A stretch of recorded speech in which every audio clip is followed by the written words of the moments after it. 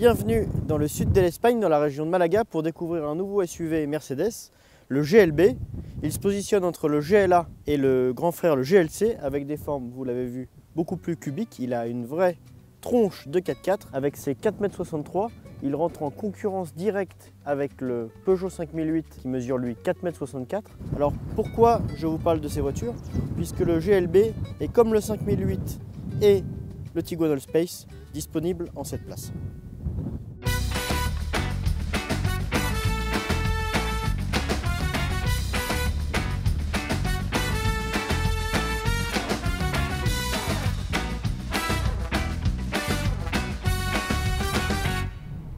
Alors si vous connaissez déjà les classes A et les classes B, vous ne serez pas dépaysé au volant du GLB puisqu'il en reprend la planche de bord assez sobre avec ses deux belles dalles numériques qui libèrent un bel espace vers l'avant. La planche de bord est assez basse, donc la visibilité est plutôt très bonne à l'avant et aussi à l'arrière puisqu'il y a de belles surfaces vitrées.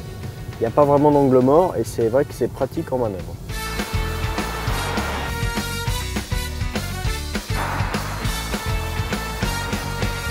Non, à conduire, c'est vrai que ça rappelle effectivement la classe A. C'est une voiture qui est très progressive. Alors le GLB évidemment ne fait pas le même poids, il pèse plus de 1700 kg notre exemplaire.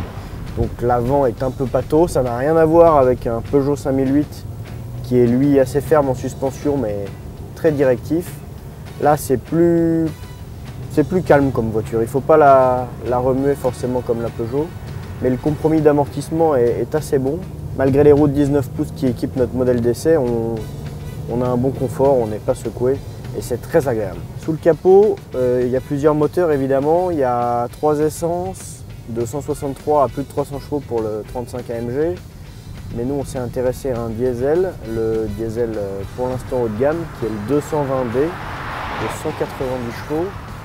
Il est équipé d'une boîte automatique 8 rapports de série qui fonctionne très bien et il dispose également de la transmission intégrale 4MATIC. Alors c'est une voiture qui n'est évidemment pas donnée puisqu'elle est proposée à plus de 55 000 €, mais la voiture est très confortable, elle est très agréable à conduire.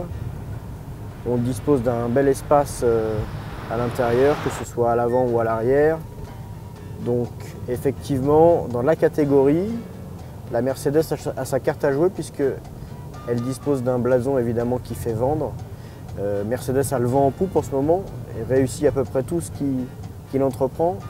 Et le GLB a un côté sympathique avec sa ligne de vrai 4x4 et également un confort qui lui permettra de plaire aux familles évidemment aisées. Alors nous on continue à découvrir ce GLB sur les routes assez sélectives d'Andalousie où il se débrouille quand même pas trop mal. On vous dit à très bientôt sur automoto.com et n'hésitez pas à aller voir les autres essais sur le site, notamment un très bon match opposant la classe A à la nouvelle BMW série 1. Salut!